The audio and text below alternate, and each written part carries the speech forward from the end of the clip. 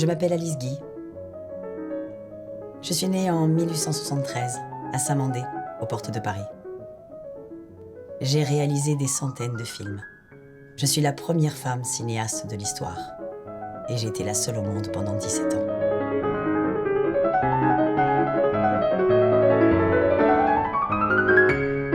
Me voici à Paris en 1895, j'ai 22 ans.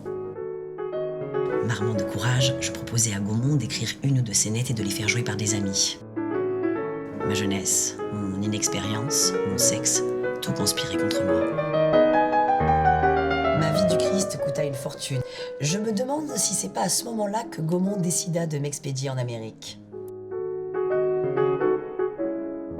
Gaumont est furieux. Il n'apprécie pas mes désirs d'indépendance. Je suis la seule femme au monde à la tête d'un studio américain. Je suis enceinte de mon deuxième enfant. Ce sera un fils, Réginald. J'ai prévenu Blaché que ce serait notre dernier enfant. Je sais ce que vous pensez. Une femme indépendante comme moi, souffrir à cause d'un homme qui la trompe. J'ai vendu tout ce que mon mari avait daigné me laisser. Il m'a ruinée. Si mes souvenirs me donnent parfois un peu de mélancolie, je me souviens des paroles de Roosevelt. Il est dur d'échouer, mais il est pire de n'avoir jamais essayé. Bonjour Emmanuel Gaume et Bertrand Desormeaux. Donc on est content de vous accueillir aujourd'hui sur notre plateau pour le Festival du film court. Donc je vais commencer par une petite présentation. Emmanuel, vous êtes autrice, réalisatrice, productrice et vous avez réalisé votre premier documentaire intitulé « Elle s'appelle Alice Guy », que vous avez présenté donc à l'ouverture de ce festival. Oui. Et donc, Alice Guy, donc première cinéaste de l'histoire, un profil riche et assez moderne qu'on va aborder aujourd'hui. Et donc, vous êtes accompagné aujourd'hui donc de Bertrand, je disais, qui donc lui est cofondateur de l'association Trafic Images, qui collecte et archive des documents vidéo. Et vous êtes également conférencier et un homme riche de culture. Donc, c'est très gentil. Voilà, donc on va vous faire une petite interview sur ce documentaire. Je vais laisser Aurélie du coup commencer. Bonjour. Bonjour Aurélie. D'abord, Emmanuel, comment vous avez rencontré Alice Guy ? C'était quoi votre premier contact avec elle ? Alors c'était un contact via un article dans un journal féministe qui s'appelle Cosette. D'accord. Et l'article titrait « Le premier réalisateur de l'histoire était une femme ». Et bon, moi, ça faisait plus de 20 ans déjà que je travaillais dans le milieu de l'audiovisuel. J'étais animatrice, journaliste, productrice d'émissions. Et j'avais jamais entendu parler d'elle. Donc j'étais évidemment un peu surprise, un peu choquée. J'ai commencé à chercher des infos sur elle. Et je me suis rendu compte qu'effectivement, elle existait, qu'il y avait quelques papiers sur elle. Et j'ai été regarder aussi du côté des États-Unis, parce que bizarrement, on en parlera peut-être tout à l'heure, il y a un intérêt pour le cinéma premier aux États-Unis qui est bien plus important qu'ici en France, parce que le cinéma premier aux États-Unis, il est porté par un réalisateur hyper célèbre qui s'appelle Martin Scorsese. Bon, ceci étant dit, Bertrand Tavernier en France fait un travail extraordinaire aussi là-dessus, mais bon. Il se trouve qu'il y avait plus de littérature, plus de choses publiées sur Alice aux États-Unis qu'en France. Donc heureusement, je parle très bien anglais, donc j'ai pu vraiment me documenter sur elle. Mais avant de me lancer dans un grand travail qui était la publication d'un premier ouvrage en France sur elle, eh bien, il fallait que je voie et que je sois certaine qu'il y ait une œuvre derrière la personnalité d'Alice et derrière sa carrière. Et j'ai donc commencé par regarder ses films français, puis américains. Et là, j'étais absolument convaincue qu'il fallait la faire émerger, qu'il fallait que le monde sache, en France, que c'était la première femme cinéaste au monde. Enfin, le premier cinéaste au monde, voilà. Oui, parce que c'est bien d'Alice Guy donc, que vous avez choisi de parler, en fait. Ouais. C'est intéressant de voir quelles sont vos raisons, parce que des anciens cinéastes, on a beaucoup parlé, c'est vrai, des Frères Lumière, de Méliès, etc. Mais pourquoi cette femme-là en particulier ? C'est vraiment son œuvre cinématographique ou il y avait autre chose, ou qu'est-ce qui vous a... Mais d'abord parce que j'ai la conviction, et aussi d'après les mémoires d'Alice, que c'est elle qui a eu l'idée vraiment... Il se trouve qu'Alice, c'était la fille d'un libraire. Donc elle avait beaucoup lu quand elle était gamine et adolescente et jeune adulte. Et donc il faut imaginer qu'elle avait le cerveau rempli d'histoires. Et comme c'était une jeune femme certainement très en prise avec son époque, elle lisait aussi les auteurs de son époque, donc le nouveau roman, Émile Zola, etc. Donc elle était en prise avec des histoires modernes, contemporaines. Et quand elle a été en contact avec le cinématographe des Frères Lumière, parce qu'elle était là à la première projection des Frères Lumière, tout de suite elle s'est dit que cet outil pouvait servir à raconter des histoires. Alors que les tout premiers à avoir pensé cinéma, c'était des ingénieurs. Et ils étaient plus, mais ça on en parlera avec Bertrand tout à l'heure, c'était des hommes qui étaient plus tournés vers une application de l'image pour la science, pour le développement des sciences. Pas du tout pour le divertissement. Or, Alice, son rapport à la caméra, à la technique, ça a été tout de suite, hop, pour en faire quelque chose qui soit un média pour raconter des histoires. Alors oui, Méliès, il faut savoir que c'est une génération au-dessus d'Alice, c'est-à-dire qu'il est plus âgé qu'elle, et qu'au moment où elle démarre le cinéma à 20 ans, lui il en a 40, et c'est déjà un directeur de théâtre très connu. Il a son théâtre qui s'appelait comment déjà ? Robert Houdin, c'est ça. Et donc il était déjà à faire ses numéros de prestidigitation, presque c'était, comment on pourrait dire, de la science-fiction déjà, des petits épisodes de science-fiction au théâtre. Enfin, il imaginait des trucs un peu hors normes pour l'époque. Oui, mais il y a à surtout un rapport à la magie. À la magie, voilà, c'est ça. Et le cinéma et la magie, voilà. C'est quand même intimement lié. Mais ce qu'il a fait au démarrage, je ne sais pas si tu es d'accord avec moi, c'est qu'il a commencé par filmer ce qu'il produisait sur scène, en fait. D'accord ? Tandis que Alice, elle n'avait rien produit avant. Donc elle a tout de suite, en fait, elle s'est dit « Ah, je vais raconter des histoires avec la caméra. » C'est la différence. Donc c'est pour ça que elle dit qu'elle est la première. Ceci étant dit, elle se bat pas elle-même pour dire qu'elle est la première à avoir fait du cinéma. Elle dit « Je suis la première femme à en avoir fait ». Et on peut estimer qu'à partir du moment où on prend une caméra ou même un iPhone et qu'on commence à dire à nos copains « en fait, là, j'aimerais que tu te mettes là et que tu rentres dans le champ. » Et déjà, on fait de la mise en scène. Oui. Donc, même si c'est pour un anniversaire ou une fête de famille, si vous commencez à donner des indications aux gens pour bien se placer devant l'objectif, vous faites de la mise en scène. Bon, donc voilà. Ouais, voilà. C'est vraiment la première réalisatrice en ça. Ça, c'est sûr. Et elle est restée la seule pendant 17 ans. La seule femme. D'accord, donc une femme connue alors ? À son époque ? Non, à son époque. C'est vrai que c'est vrai que c'est non, pas sur la première période, puisque au début, si vous voulez, entre 1896 et 1906, le moment 1907, le moment où elle va quitter la France, le cinéma naît. Alors, ça va très très vite, on fabrique très très vite plein de films, et puis ça évolue, et les films s'allongent très très rapidement. C'est quand même, les débuts du cinéma en France, pour la carrière d'Alice, c'est quand même 10 ans. Imaginez en 10 ans comment les choses ont pu évoluer, c'est absolument remarquable. Mais il se trouve que cette dame travaille chez un monsieur qui s'appelle Gaumont, que tous ses collaborateurs traitent de... Comment il l'appelle ? De barbelé. Oui. Ça veut dire qu'il a des barbelés dans les poches. C'est-à-dire qu'il déteste sortir de l'argent. Et donc, pour pas que les gens deviennent célèbres chez lui et qu'ils lui réclament plus d'argent au nom de la notoriété, il mettait pas les noms ni les visages des comédiens sur ses affiches de cinéma. C'est quand même drôle. Donc en fait, on avait des acteurs à l'écran qui correspondaient pas aux acteurs qu'on voyait sur les affiches, afin de pas rentrer dans ce processus de « je deviens célèbre, donc je vais te demander plus d'argent ». Donc Alice, en fait, et puis les films n'étaient pas signés. Donc en fait, Alice, à l'époque chez Gaumont, c'est une star, entre guillemets, dans le milieu du cinéma, tout le monde la connaît. Mais les gens, le public ne la connaît pas du tout. En revanche, aux États-Unis, elle sera très célèbre. Ok. Alors du coup, ce qui est curieux, c'est que donc on a des films qui sont pas signés, on a de la production, il faut peut-être préciser les conditions de production à l'époque, parce que ce qui arrive à Alice Guy, c'est ce qui est arrivé à tous les auteurs, tous les réalisateurs du début du XXe. Il y a quand même une chose qui est très importante, c'est qu'à la fin du XIXe comme au début du XXe, les personnes qui participent à ces films ne savent pas qu'ils font du cinéma. Ce sont des gens qui viennent d'horizons extrêmement différents. Si on prend rien que Pathé était un ambulant au départ, et avec un nom assez prédestiné, puisque son père était charcutier quand même, donc, et son frère aussi. Enfin, vous voyez, donc on est dans un univers qui est proche, ou qui est voisin, ou qui est dedans dans le monde du cinéma forain. Et donc ce sont les forains qui vont distribuer, montrer les films, et les films sont des films extrêmement courts. Au départ, ils font 50 secondes, les films Lumière font 50 secondes.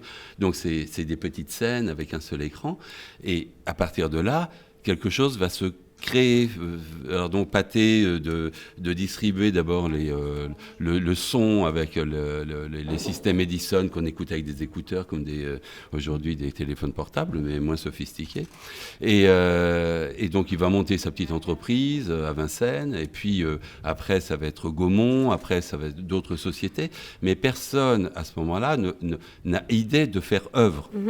C'est très très clair. On fabrique des trucs pour que ce soit c'est du flux. C'est du flux sans intérêt. Même pas cinéma, ça s'appelle vue animée. Vue animée, photographie animée. Enfin, tout ça, c'est extrêmement clair. Et il n'y a pas encore de lettre de noblesse à cette histoire. Non. Et Alice Guy arrive dans le circuit comme secrétaire chez Gaumont. Elle est engagée par Léon Gaumont comme secrétaire. Le mot secrétaire à l'époque signifie pas le mot secrétaire aujourd'hui. Gaumont, par exemple, était secrétaire de Charpentier. Oui, Carpentier. Carpentier, qui était un ingénieur qui a fait beaucoup pour la création du matériel de captation d'images et autres. Et donc Gaumont, il est rentré comme secrétaire chez Carpentier, comme Alice est rentrée comme secrétaire. C'est important quand même, parce que dans l'image des gens aujourd'hui, c'est quoi la secrétaire, c'est la fille en jupe qui assiste avec son petit carnet. Elle a des responsabilités. Donc elle a des responsabilités énormes. Assistante. Oui, c'est ça, elle serait l'assistante de direction. Mais au départ, quand elle souhaite, je crois, tu me diras si je me trompe ou pas, mais au départ, quand elle fait des films, c'est à la limite en dehors de son temps de travail. C'est ça. Donc elle n'est pas là pour faire des films. Et de toute façon, et puis après on parlera peut-être un peu après avec l'arrivée de Feuillade et compagnie, mais bon, peu importe, elle est dans cette situation. Sauf qu'elle a un imaginaire qui est quand même redoutable et qu'elle va faire profiter le cinéma en tant que tel de cette facilité qu'elle a, d'abord à diriger des comédiens, et aussi chez Gaumont principalement, à se débrouiller avec des moyens tout petit, parce qu'il est hors de question que ça coûte de l'argent, et surtout qu'on en perd. C'est ça. Ça, c'est pas dans les perspectives. Oui, il faut imaginer, il faut vraiment faire preuve d'imagination quand on se replonge dans cette époque. Il faut imaginer que ça naît avec eux. Donc, les premiers tournages, c'est on pose une caméra comme on pose un appareil photo, c'est qu'on met la caméra sur un trépied, et puis on installe dans le cadre, comme on faisait. Je ne sais pas si vous savez, mais à l'époque, les studios photos étaient c'était une ambiance très théâtrale. C'est-à-dire que c'était plein de décors peints. On créait des décors extraordinaires autour des... L'architecture d'intérieur, d'une certaine manière, aussi, chez les gens aussi. Ouais, c'est ça. C'était très mise en scène. Et donc, voilà, donc, au début, au cinéma, on fait un peu comme ça. C'est-à-dire qu'on prend des gens, on les met devant le cadre, et puis on met un décor, et puis on fabrique une petite scène. Sommaire. Voilà. Qui n'a pas de début, qui n'a pas de fin. Enfin, c'est pas. Voilà, c'est des scénettes. Ils appellent ça des scénettes. D'accord. Donc, du coup, ce qui ressort de tout ça, c'est qu'on avait un rapport au cinéma qui est complètement différent de celui d'aujourd'hui. Mais alors, une question, du coup, qui nous vient là, c'est par rapport à la notoriété. Parce que si les œuvres ne sont pas signées, si ce ne sont même pas des œuvres en tant que telles, finalement, simplement les productions d'une industrie, qu'est-ce qui a fait, du coup, les grands noms? Parce que donc, vous citez Gaumont, tout ça, c'est des noms, du coup, qui sont... Ça, c'est des noms d'industriels. Oui, c'est des industriels. C'est comme Gustave Eiffel. Tu vois, c'est un industriel, il a fait la Tour Eiffel, donc tout le monde connaît encore son nom aujourd'hui. Oui. Et donc c'était à celui qui vendait le plus de... Oui. Ok, d'accord. C'est ça. En fait, les films, au début, ils servent à vendre le matériel fabriqué. On est dans les stratégies d'aujourd'hui. C'est du marketing. On fabrique le hard et on fabrique le soft. On fabrique le matériel et on fabrique les films pour aller... dans le matériel. Si on prend les Frères Lumière, c'est des fabricants au départ de plaques photographiques destinées aux appareils photographiques. Et comme ils ne sont pas idiots, ils perçoivent ce qui se passe dans la société. Ils se disent, il y a peut-être un marché là qui arrive avec... J'ai oublié de dire que tous fabriquent des appareils photo quand même à l'origine. Avant de faire des caméras, ils faisaient tous du matériel photographique. Pas Gaumont ni Pathé, mais... Si, Gaumont, bien sûr, puisqu'ils rachètent le comptoir. Oui, mais ils rachètent. Oui, mais du coup... Non, ils ne conçoivent pas, mais ils vendent des appareils photo. Ah oui, à un moment donné, oui. Mais et ils continuent à vendre des appareils photo. Ils rachètent une entreprise, quoi. Ouais, c'est ça, exactement, dans laquelle il était fondé de pouvoir. Oui. Donc son premier métier à lui aussi, c'est quand même les appareils photo, avant la caméra. Oui, mais avant, il démarchait, il avait un autre métier. Et le cinéma est né de la photo, quand même, on peut le dire. Ah bien sûr. Il est complètement né de la photographie, c'est de la photographie animée, mais ce sont des aventuriers, que ce soit Pathé, Gaumont. c'est des types qui ont un sens. Mais alors, Edison aussi. Ouais, Edison, c'est le premier. C'est des gens redoutables. Enfin, ils perçoivent ce qui se passe dans la société, ils mettent la main dessus et ils fabriquent. Si on prend Edison, après, il va tout bloquer par des brevets. C'est vrai que c'est Edison quand même qui a inventé le cinéma. Hein, parce qu'en France, on dit tous que c'est Lumière, mais non, c'est Edison. Non. Comment ça? Débat. C'est Edison qui fait les premières prises de vue. Non. Pourquoi non? Non, moi, je ne vais pas laisser passer ça. Pourquoi non? Pour moi, les prises de vue, ça serait Étienne Jules Marais. Ouais, d'accord, ok. Non, t'as raison. Merci. D'accord, non, t'as raison. T'as raison. Donc, le point revient à la France.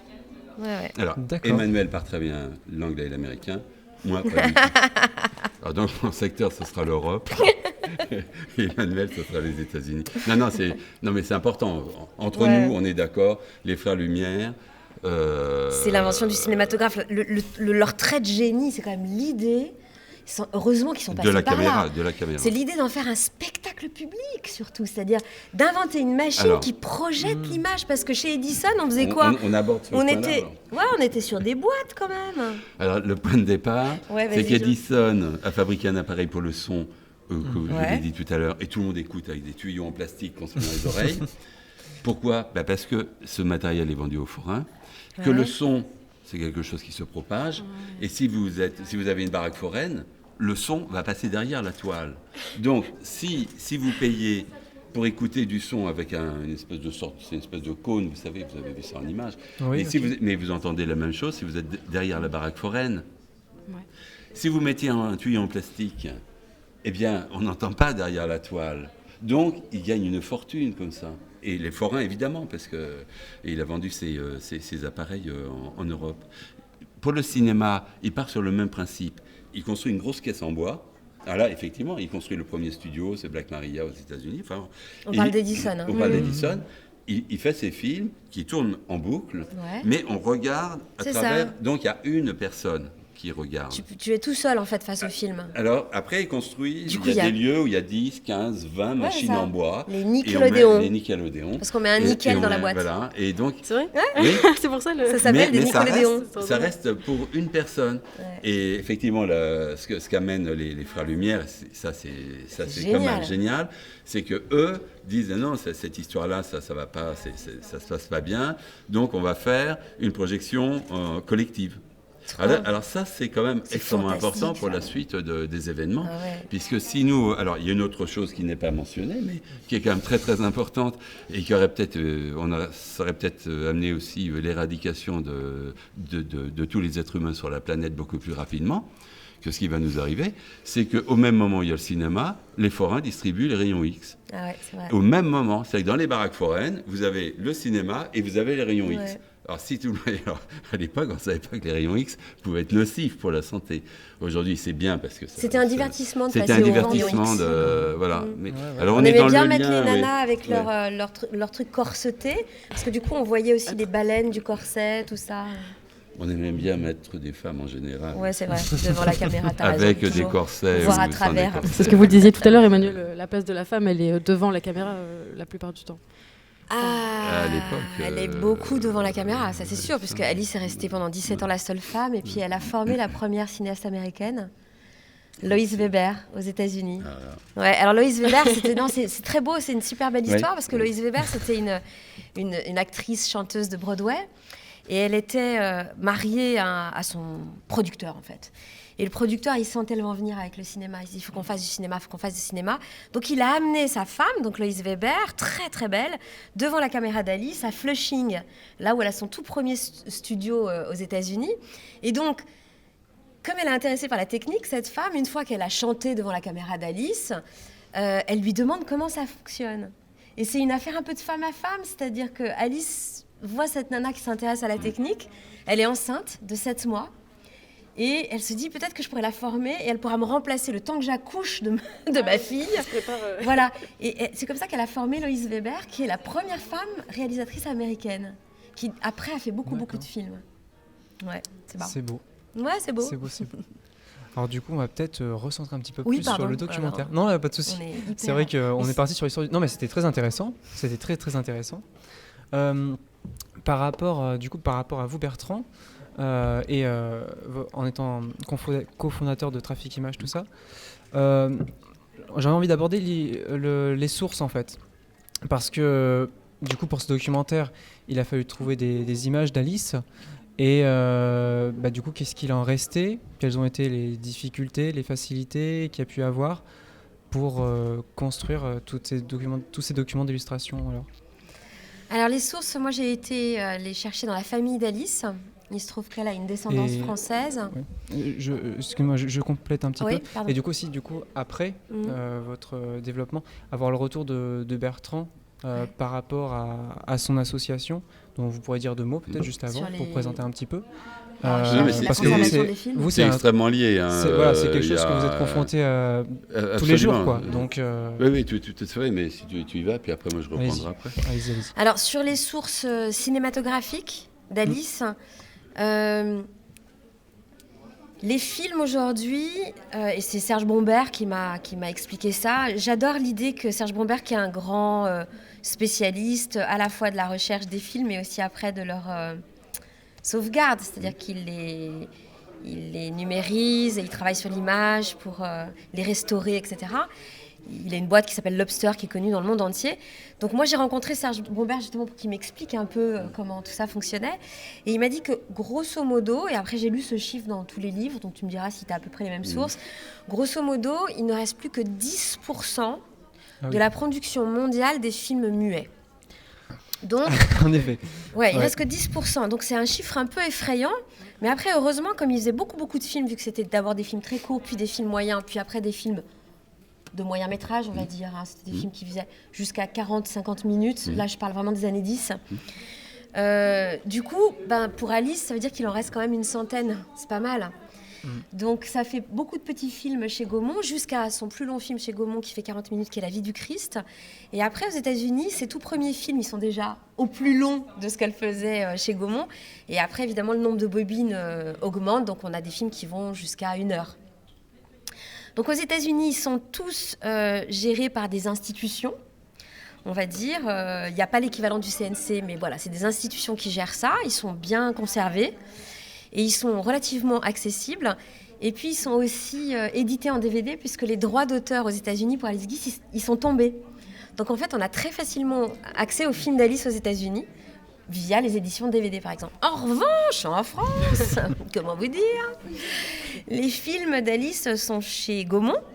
Et Gaumont n'a jamais effectué vraiment de travail scientifique pour faire un peu le tri dans tous les films des débuts. Donc moi, je sais que dans les coffrets édités par Gaumont, il y a des films attribués à Alice qui ne sont pas des films d'Alice, et sans doute des films d'Alice qui sont attribués à d'autres au début de l'ère du cinéma, qui sont des... Voilà, c'est un peu le bazar, je dois vous dire. Mais bon, il y a un truc qui est sûr, c'est qu'elle a écrit, heureusement, son autobiographie. Et dans son autobiographie, elle fait un effort de mémoire, et elle se souvient de ce qu'elle a tourné. Donc en fait... pas de tout. Combien de films elle a Non, c'est effectivement, mais ce qu'elle a dit est profondément sujet à caution. Mais ça, c'est vraiment horrible de dire ça, parce que c'est comme si c'est pas très grave. Demain, je disais que ce que tu dis, c'est à sujet à caution, parce que t'as plus de 60 ans ou plus de 70 ans. Quand elle écrit ses mémoires, elle a plus de 60 ans. Oui, non, mais c'est... Donc, elle n'est pas sénile. Et moi, donc, je fais confiance. Non, plus de 60 ans, elle n'est pas sénile du tout. Elle est morte à 99 ans. Oui. Donc, à 100 ans, c'est encore... juste avant mai 68. Mais ouais. Donc, et ce qui est extraordinaire, c'est que dans ce qu'elle écrit, par exemple, parfois, on lui attribue des films qui ne sont pas à elle, genre Les méfaits d'une tête de veau, et elle dit... Non, mais est-ce que j'ai une tête à avoir fait un film sur la tête de veau ? Elle dit ça en se marrant. Et elle réattribue le film à celui qui l'a fait. Bon, donc, oui, ça va pour la tête de veau. Voilà, après, je sais pas, c'est quoi ton problème sur... Vas-y, dis-moi, quel film elle s'est attribué qu'elle n'a pas fait ? J'ai pas de titre en particulier. Non, alors là, ce que tu soulignes, et ce qu'on a abordé tout à l'heure, ça a été aussi la difficulté, mais pour tous les réalisateurs du début du XXe, puisque d'abord c'était pas des réalisateurs, ils allaient au boulot le matin, et dans la semaine ils pouvaient tourner 50 films. Et donc le Feuillade, si on prend Feuillade qui a succédé à Alice Guy, donc il y avait un rythme de réalisation qui était dingue, absolument cinglé. Et ce qui fait que quand on demande 40 ans, 50 ans plus tard À quelqu'un, est-ce que vous avez fait... Je suis d'accord avec toi. Sur les petites comédies qu'on fait à la chaîne, je suis d'accord, mais sur les films importants, non, mais sur La vie du Christ, elle peut pas oublier de l'avoir fait. Par exemple. J'ai pas remis en question La vie du Christ. Non, mais je pense que sur les grands films, ils se souviennent. Après, évidemment, sur tous les petits... Non, mais premiers... Et pour en revenir sur le travail qui s'effectue en Europe et beaucoup en France, c'est que effectivement toute la partie de recherche et de conservation des films est faite par une section du CNC, du Centre national de cinématographie, qui a un autre nom aujourd'hui, mais avant c'était les Archives françaises du film, qui aujourd'hui c'est Patrimoine, bon, peu importe, ils sont à Bois d'Arcy, et ils font un travail remarquable. Alors c'est vrai que ce travail avait déjà été entamé par d'autres, je pense à Henri Langlois avant, qui est un fondateur de la Cinémathèque française, qui n'a pas été le premier, même si on dit souvent que c'était le premier. Dans l'Europe du Nord, il y avait eu d'autres démarches avant. Mais disons qu'il y a eu un rapport à l'histoire et au patrimoine cinématographique qui a été extrêmement puissant, en tous les cas en France, et qui a bénéficié d'aide de l'État et d'aide considérable. Et ça a démarré principalement par un plan qui s'est appelé le plan nitrate, parce que les films, au départ, étaient faits sur des supports de nitrate de cellulose. Et le nitrate de cellulose est un magnifique support pour conserver l'image, techniquement, sur sa définition, mais il a un gros problème, c'est qu'il est inflammable. Et ce qui fait que donc, une bonne partie des films ont disparu, d'abord parce que de leur belle mort, enfin si on peut appeler ça, parce qu'ils ont quand même de temps en temps grillé du monde, et je pense à l'incendie du bazar de la Charité en 1897, 140 morts d'un coup quand même, donc on ne fait pas dans le détail, à Paris. Les bobines qui ont oui, les bobines ont incendié, puis il y avait un vélum au-dessus, et puis tout ça s'est tombé sur les gens, donc c'était quand même un très mauvais signe au départ du cinéma. Et puis après les films aussi. Ce qu'on appelle les films flammes. Ah, c'est les films flammes. La deuxième raison aussi, c'est que les films étaient aussi, jusqu'en 1907, ils étaient usés jusqu'à la corde. Et donc à partir de 1907, Pathé impose le fait que les films ne vont plus être vendus, mais ils vont être loués.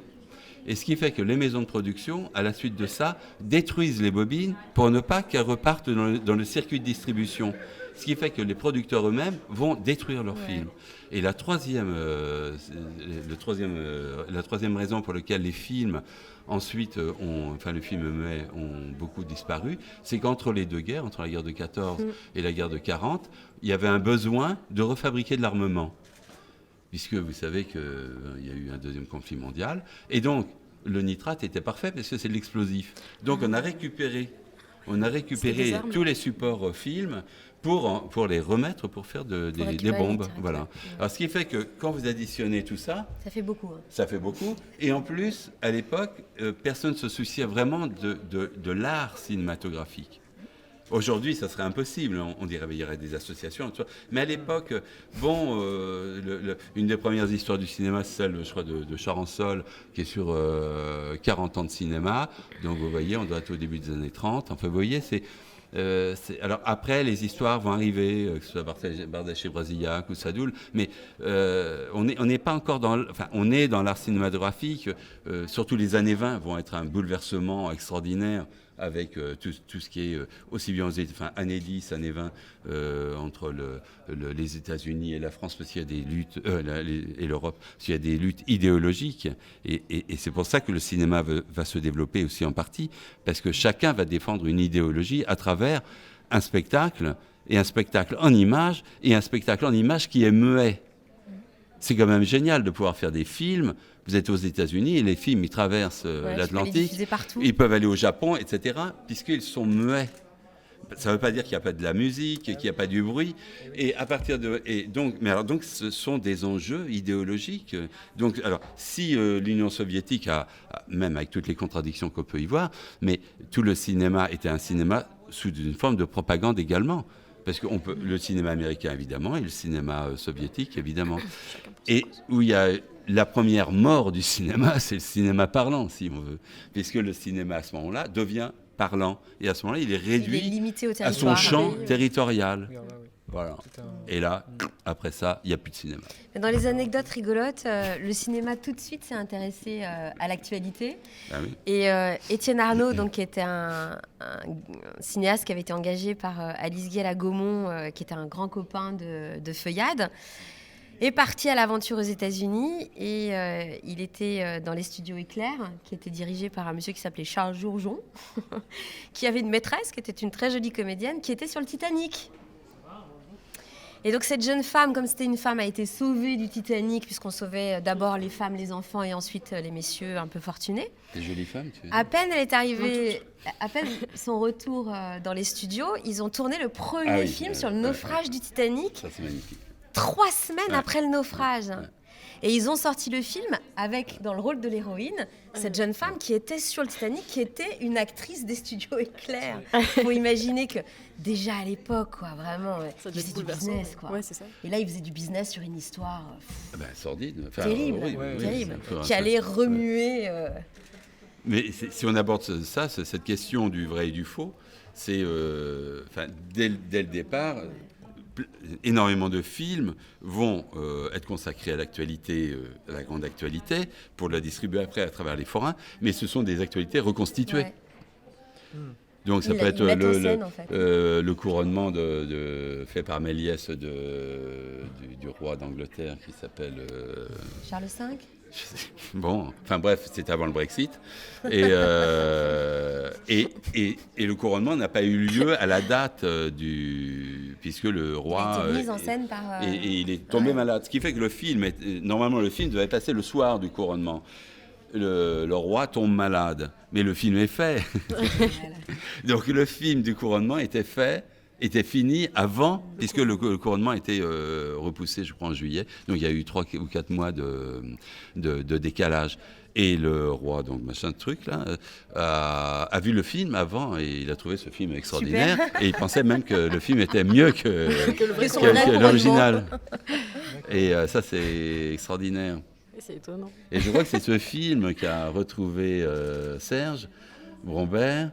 Et malgré Méliès, ça, il y a une histoire, mais j'espère que ma mémoire ne défaille pas trop. Attention, hein.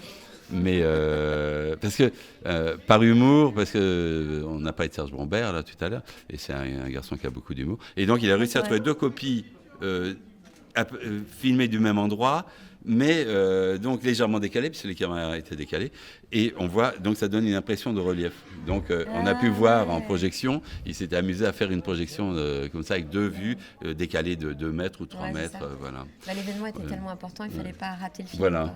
Et pour revenir au plan Nitrate, donc en France, il y a eu tout un plan de restauration des films. Et c'est là où on a commencé à s'intéresser aux films du début du XXe. Alors que c'est là où on a commencé à retrouver aussi des films Méliès. Qui sont plus faciles à identifier, alors forcément. Maintenant, eux, ils sont faciles à identifier. Et surtout, ceux où il n'y a aucun problème, c'est les films Lumière. Parce que dès le départ, chez Lumière, il y a eu une démarche scientifique. Et les opérateurs aussi, Lumière, étaient des gens formés. Donc les films ont été bien faits, ils ont été bien développés et ils ont été bien fixés. Alors que d'autres moments, les films étaient développés et fixés un peu à la va-vite, parce qu'il n'y avait pas l'idée de la conservation. Et donc il y a tout un plan aujourd'hui, qui se continue. Mais si je peux me permettre une petite parenthèse... Mais je t'en prie. Le plan qui a été fait sur le cinéma, il faudrait le mettre en route sur maintenant le XXe siècle, parce que les films aujourd'hui sont tournés en numérique. Les aides de l'État qui contribuent au financement de nombre de... C'est pour ça que du reste le cinéma français se porte assez bien.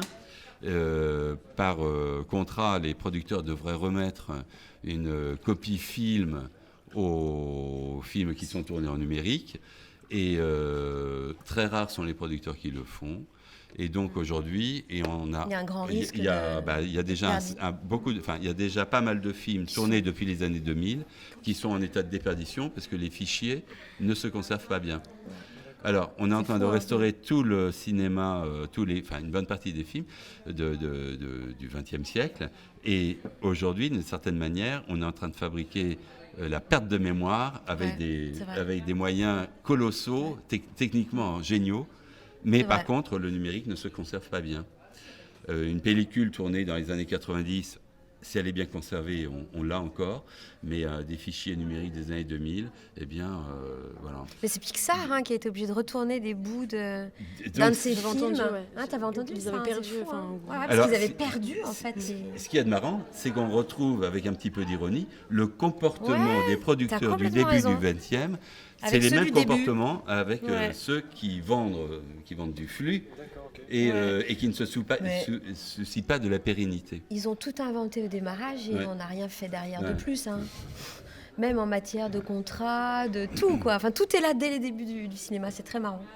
D'où le souci pour des gens de votre génération de commencer à réfléchir à la préservation de ce que vous faites en numérique. En parlant de préservation, du coup, je rebondis. Tout à fait.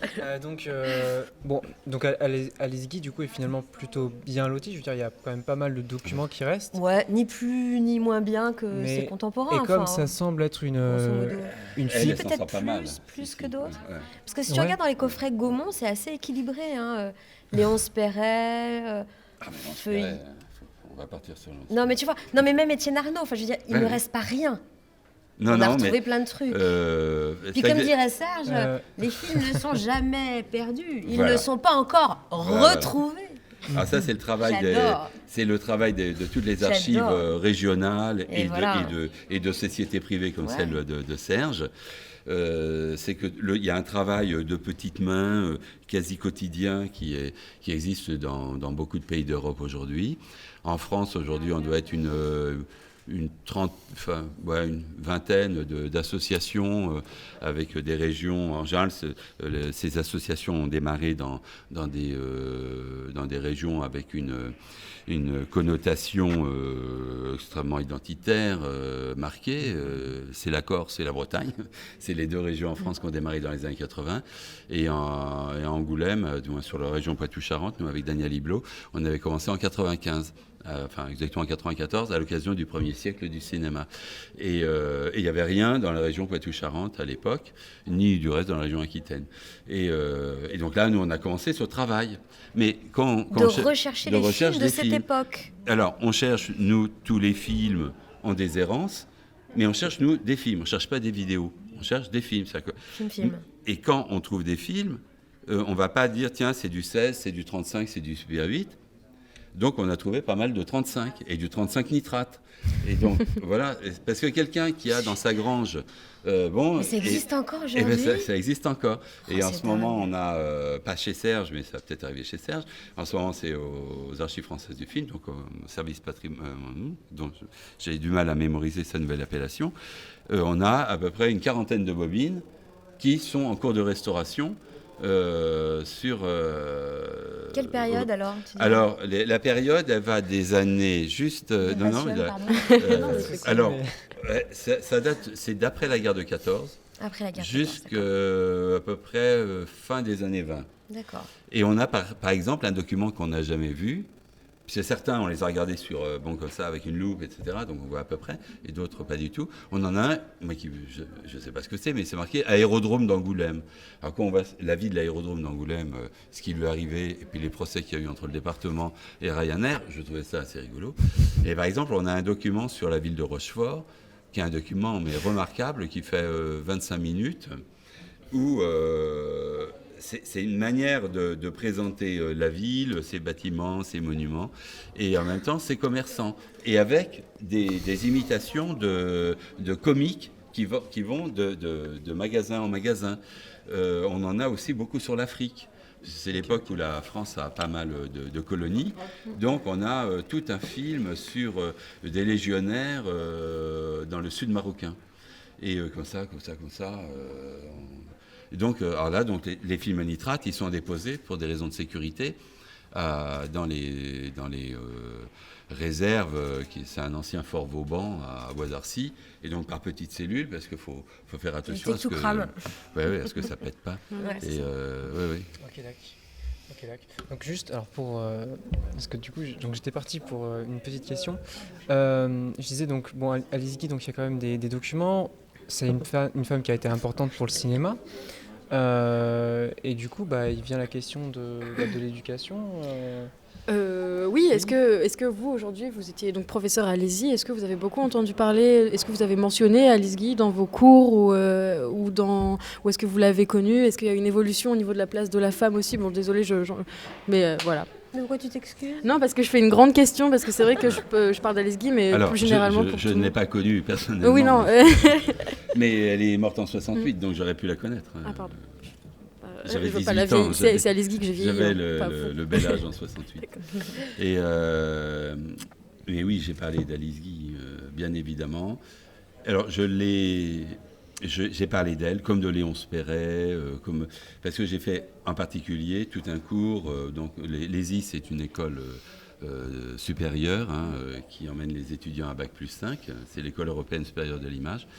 Et moi, à l'intérieur de cet établissement, à un moment donné, une des directrices m'a demandé de faire un cours, justement, sur le 18e, 19e et début du 20e, en lanterne magique et cinéma. Parce qu'elle savait que personnellement, je travaillais. Et elle m'a dit un jour... C'est pas beaucoup, Bertrand, un cours, C'était frustrant, non? C'est 4 heures, c'est ça?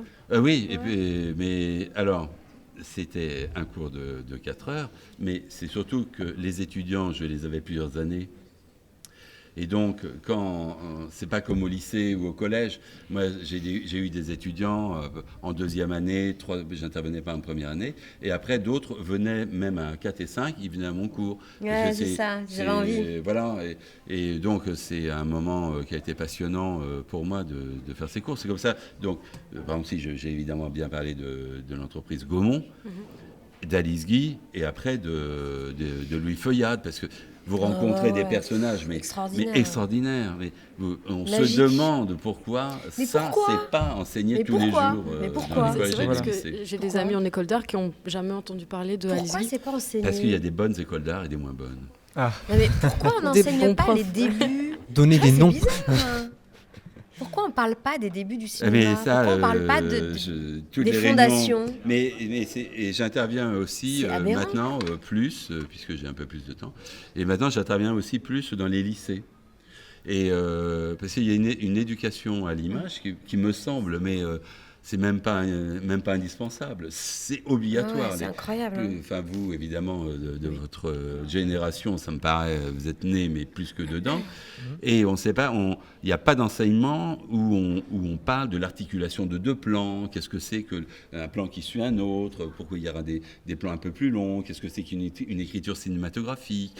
Alors qu'on va étudier ça en littérature, en théâtre, mais pas en images. Et pour moi, l'échec, s'il y a un échec de l'éducation, pour moi, il est là. Je ne comprends pas comment des élèves, dès le primaire, n'apprennent pas à décoder, à analyser un discours en images. Dès la primaire? Mais bien sûr, dès la primaire. Dès la primaire, les enfants, ils sont mis devant les écrans. L'écran sert à garder les enfants comme nounous. Eh bien, si on ne leur apprend pas à comprendre le langage de la nounou, je crois que le boulot n'est pas fait. On n'est pas obligé. À une époque, je dis ça parce qu'à une époque, ça m'est arrivé dans la même journée. Alors ça, je l'ai fait que 2 ou 3 fois. J'ai fait le même cours, évidemment pas avec les mêmes mots, avec des étudiants qui étaient à Bac plus 3 et Bac plus 4 et des étudiants d'une école primaire.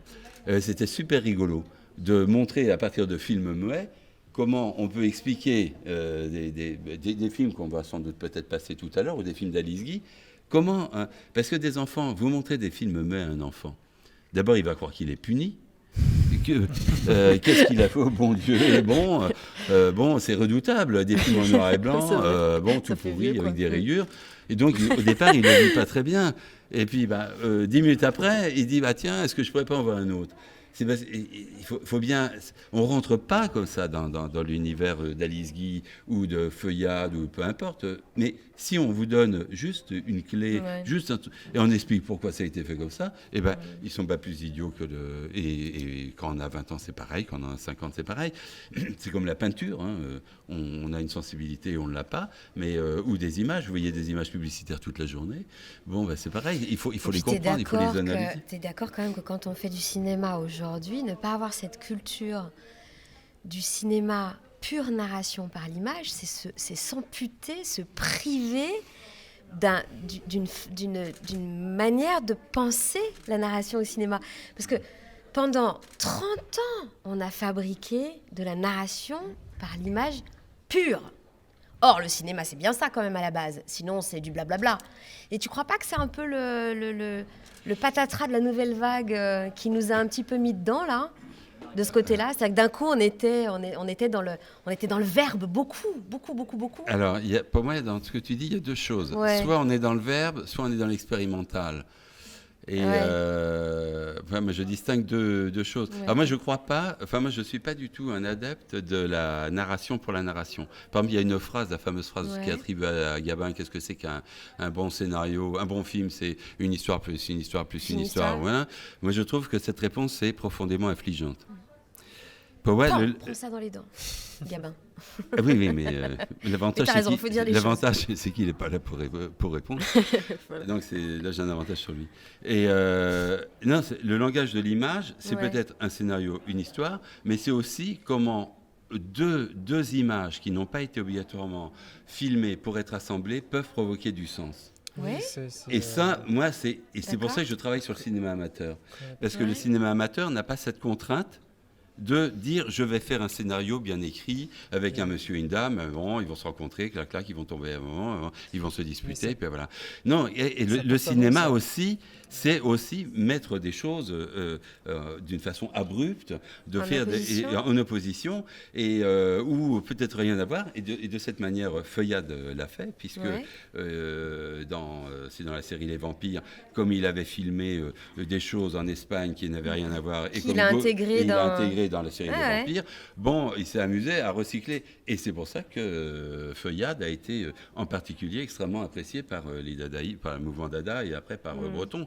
Et c'est là où le cinéma qui a des surprises. Mais on est d'accord, ça reste de la narration par l'image, peu importe d'où viennent les images. Il y a une organisation d'un discours, mais peut-être pas une narration. Ah ok, d'accord. Allez, je prends organisation d'un discours. Je trouve que c'était pas mal aussi. Non, mais tout va, c'est pour éviter... Ce que je veux dire par là, c'est que je trouve que c'est très formateur, en fait. Tu vois, parce que très souvent, quand tu es confronté à un scénario, tu te rends compte que la facilité, d'une certaine manière, et souvent l'écueil, c'est le verbe.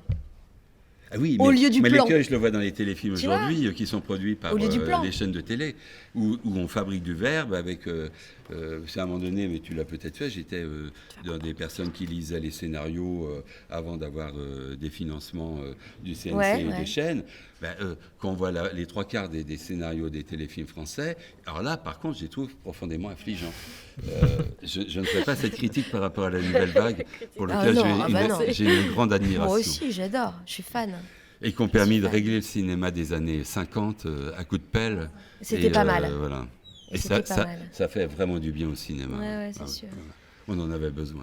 Donc vous, Alice Guy, vous n'avez pas eu, vous n'avez pas eu besoin vous êtes partie aux États-Unis pour récupérer toutes ces archives. Non, pas du tout. Je suis partie aux États-Unis pour aller à la découverte de Fort Lee, t'imagines ? De son studio ? Bah oui, en fait, je voulais voir un peu. D'abord, je voulais aller sur les lieux où elle avait travaillé dans New York.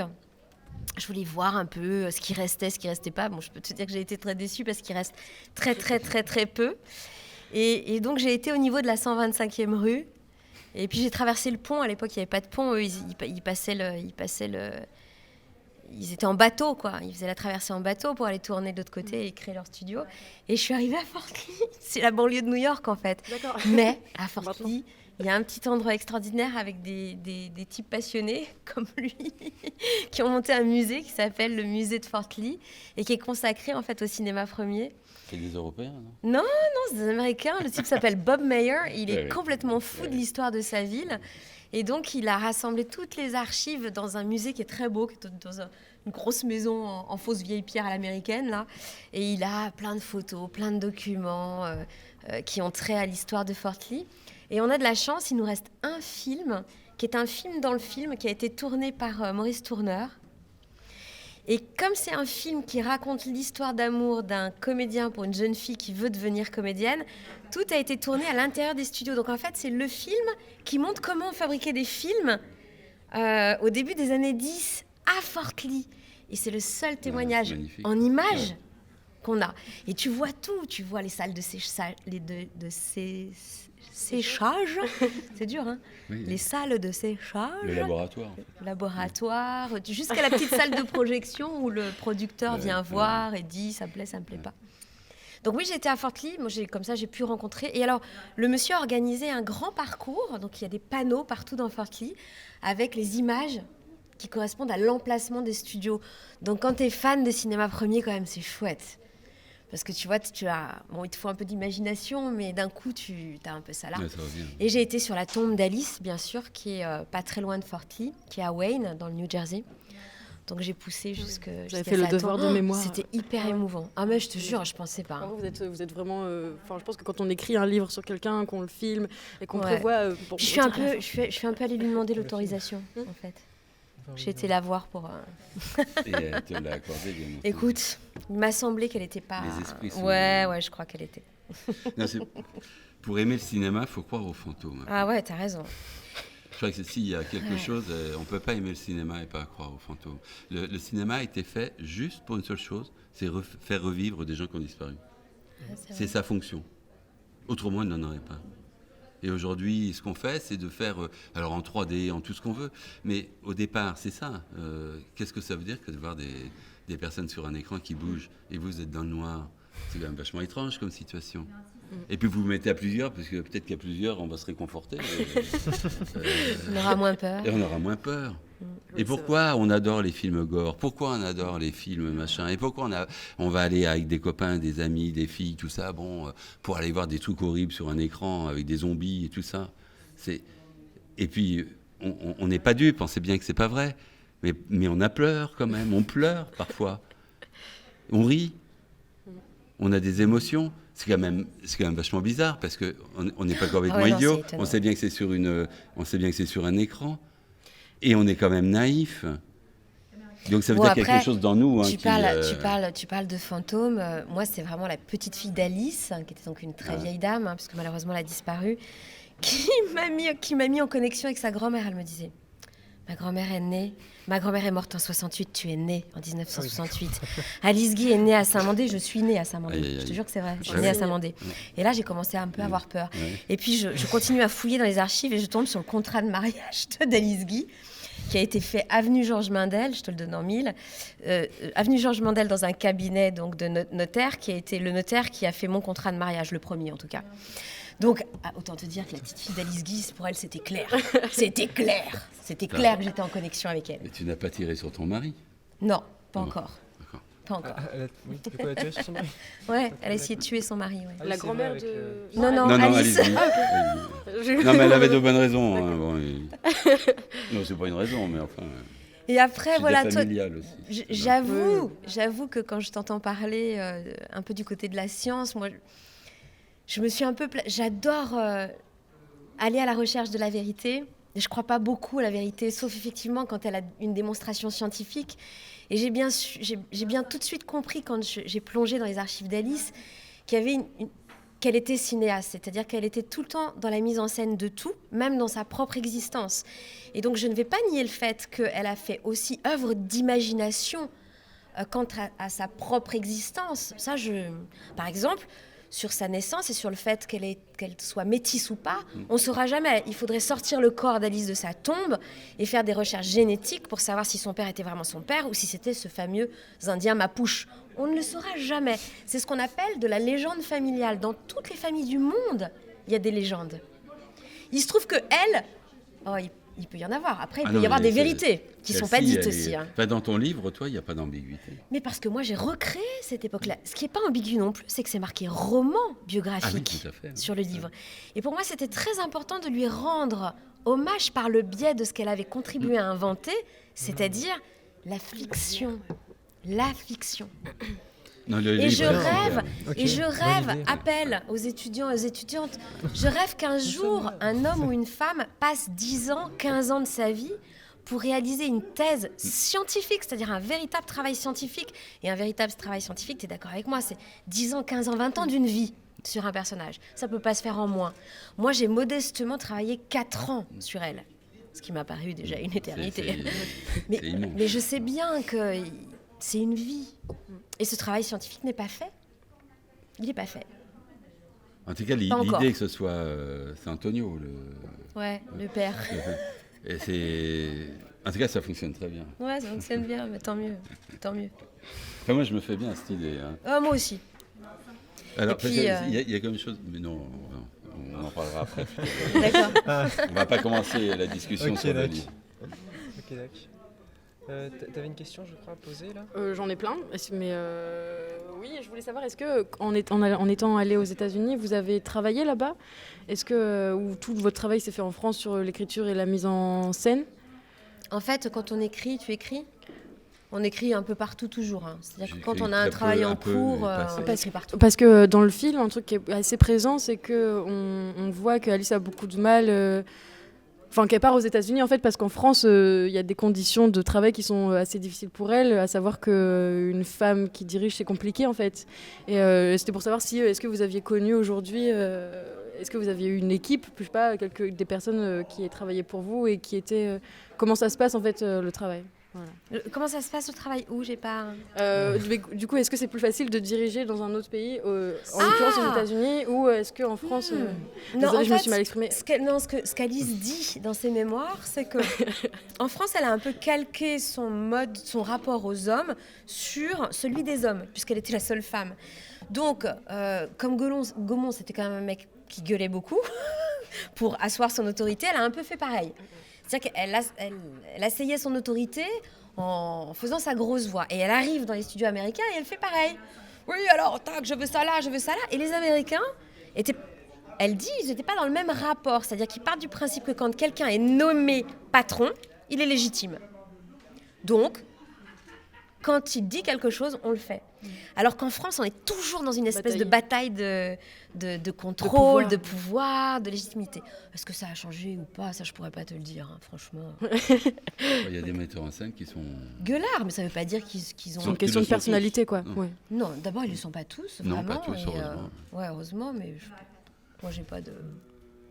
Et donc tout à l'heure, par rapport à sa petite fille, c'est ça que vous parliez ? Régine Blaché-Bolton. Voilà, qui, elle, vous a pleinement identifié à sa grand-mère. Est-ce que vous-même, vous êtes identifié à Alice, notamment par rapport au parcours un peu...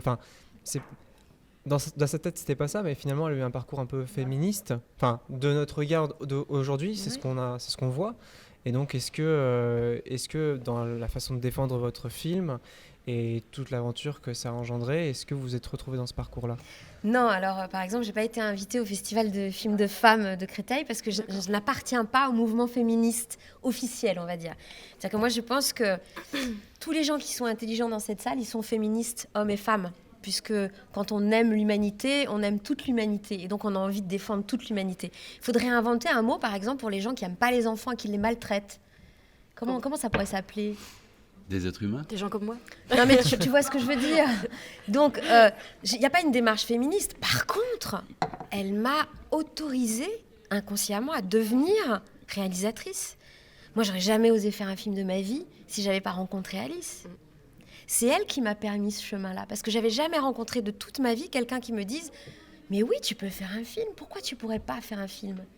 J'avais jamais rencontré de femme réalisatrice dans mon existence, et à la télévision, j'avais jamais eu derrière la caméra ou à la régie une femme réalisatrice.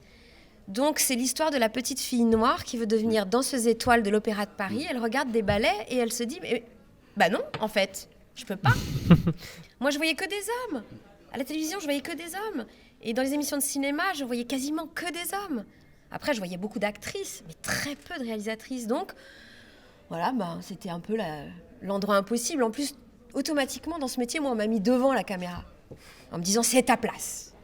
Incarne Alice Guy. Et puis, je rencontre Alice et je me dis, non, mais elle a fait ça pendant 17 ans. Elle était toute seule, elle était la première. Si elle a pu, moi, je peux.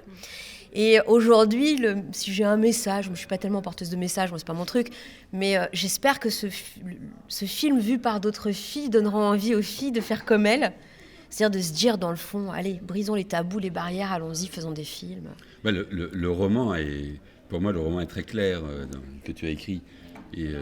dans la position, effectivement, dans ta position et dans celle que tu suggères et celle d'Alice Guy, sur effectivement quelque chose qu'on nomme féminisme.